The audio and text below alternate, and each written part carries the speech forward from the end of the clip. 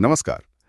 आज हम अभिनेता ऑर्लैंडो ब्लूम के साथ हुई एक बहुत ही दिलचस्प बातचीत के कुछ खास हिस्सों पर थोड़ी गहराई से बात करेंगे। हाँ, ये जय शेट्टी पॉडकास्ट वाली बातचीत है ना? हाँ, बिल्कुल वही। हमारा मकसद है कि डर, आध्यात्मिकता, रिश्ते, इन सब पर ब्लूम की जो यात्रा रही है, उसे समझें और देखें कि उनके जीवन के मुख्य सिद्धांत क्या हैं। बिल्कुल। जानना दिलचस्प रहेगा। तो शुरू करते हैं एक एक विरोधाभास से।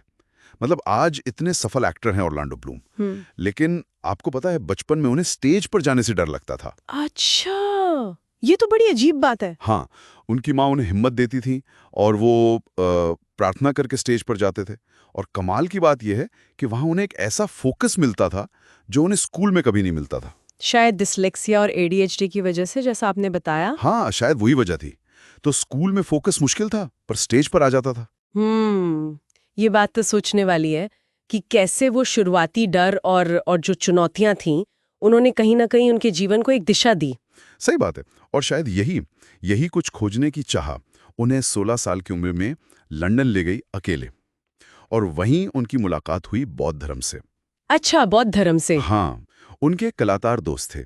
वो जाप कर रहे थे, नमियो हो रेंगे क्यों। दोस्त ने बताया कि ये मतलब जीवन में सफलता के लिए है। हाँ, निचरन बौद्ध धर्म का मंत्र है ये। हाँ, बिल्कुल। तो ब्लूम ने इसे आजमाया, खासकर अपनी एक मूर्तिकला की परीक्षा के लिए। और नतीजा, क्या हुआ? उन्हें पूरे देश में सबसे ज्यादा ग्रेड मिले। अरे वाह! उन्हें लगा जैसे इस अभ्यास से, इस जाप से जीवन में एक एक लय आ गई है, एक फ्लो आ गया है। ये दिलचस्प है क्योंकि निचरन बौद्ध धर्म का जो दर्शन है वो इसी कारण और प्रभाव यानी कर्म के नियम पर बहुत जोर देता है। अच्छा। और जाप करने को वो अक्सर कहते हैं कि ये अपने आईने को चमकाने जैसा है। मतलब अपनी अंतर्दृष्टि को, अपनी समझ को साफ करना।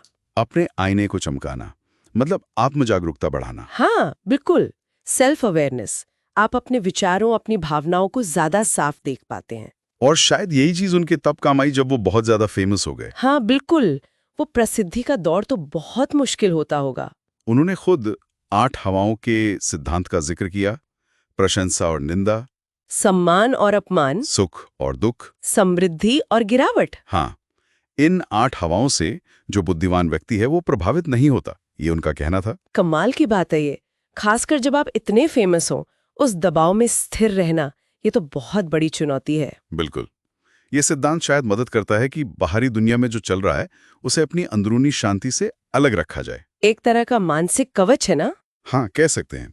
और इसी मजबूती से उन्होंने मुश्किलों को देखने का नजरिया भी बदला। जैसे उनकी पीठ में चोट लगी थी एक बार, बहुत गंभीर। हाँ हाँ, सुना था मैंने। या दिल टूटना। वो कहते हैं कि ये सब जीवन के कैनवास पर गहरे रंग हैं जो तस्वीर को और ज्यादा रिच बनाते हैं, गहरा बनाते हैं। ये बहुत ही सकारात्मक सोच है। मतलब बाधाओं को विकास के अवसर की तरह देखना, दुश्मन नहीं बल्कि एक शिक्षक। सही कहा। हर चुनौती कुछ सिखाती है। और यही नजरिया बाधाओं को अवसर की तरह देखने वाला वो अपने रिश्तों पर भी लागू करते हैं। अच्छा, रिश्तों पर कैसे? वो मानते हैं कि रिश्ते हमें आईना दिखाते हैं, मतलब खुद को बेहतर जानने समझने का मौका देते हैं। और इसमें एक जरूरी बात है, कंट्रोल छोड़ना। कंट्रोल छोड़ना। हाँ, मतलब अपने साथी को उनके अपने रास्ते पर चलने देना, उन्हें बदलने की कोशिश ना करना। ये भी कहना आसान है, करना मुश्किल। बिल्कुल। और उन्होंने हॉफमैन इंस्टीट्यूट से एक फ्रेमवर्क सीखा रिश्तों को परखने का। हॉफमैन इंस्टीट्यूट, हाँ, वो पर्सनल ग्रोथ के लिए काफी मशहूर है। क्या फ्रेमवर्क है? 3 सवाल। क्या मैं इस रिश्ते में सुरक्षित महसूस करता हूँ? हाँ। भावनात्मक रूप से सुरक्षित? हाँ। दूसरा, क्या मुझे देखा गया महसूस होता है? मतलब क्या मेरी जरूरतें, मेरी भावनाएं समझी जा रही हैं, स्वीकार की जा रही हैं? ठीक है। और तीसरा? तीसरा, क्या मुझे सम्मानित महसूस होता है? मतलब क्या मेरे होने को, मेरी असलियत को सराहा जा रहा है, सेलिब्रेट किया जा रहा है? ओह वाह, सेफ, सीन, सेलिब्रेटेड। ये तो किसी भी स्वस्थ रिश्ते की बुनियाद है। भावनात्मक सुरक्षा, आपसी समझ और सम्मान। हाँ, और ये सिर्फ रोमांटिक रिश्तों के लिए नहीं, शायद हर रिश्ते के लिए जरूरी है, खुद अपने साथ भी। बिल्कुल, खुद के साथ रिश्ता कैसा है ये भी तो इसी से पता चलता है। और इसी से जुड़ा है उनका अगला पॉइंट, आत्ममूल्य, सेल्फ वर्थ। हाँ। और अकेलेपन का डर। क्या हम अकेले सिर्फ अपनी कंपनी में सहज हैं, कंफर्टेबल हैं, ये एक गहरा सवाल है, क्योंकि आखिर में तो हम अकेले ही आते हैं और अकेले ही जाते हैं ना। सही बात है। ये पूरी यात्रा शायद खुद को स्वीकार करने की है, ये मानने की कि हमारा मूल्य बाहरी चीजों पर निर्भर नहीं करता, ना कामयाबी पर, ना शोहरत पर, ना किसी और की मंजूरी पर। हम जैसे हैं वैसे ही काफी हैं। बिल्कुल, वी आर इनफ। अपनी ही कंपनी में सुकून ढूंढना ये शायद सबसे बड़ी उपलब्धियों में से एक है। तो ऑरलैंडो ब्लूम की इस बातचीत से हमने कई अहम बातें सीखी।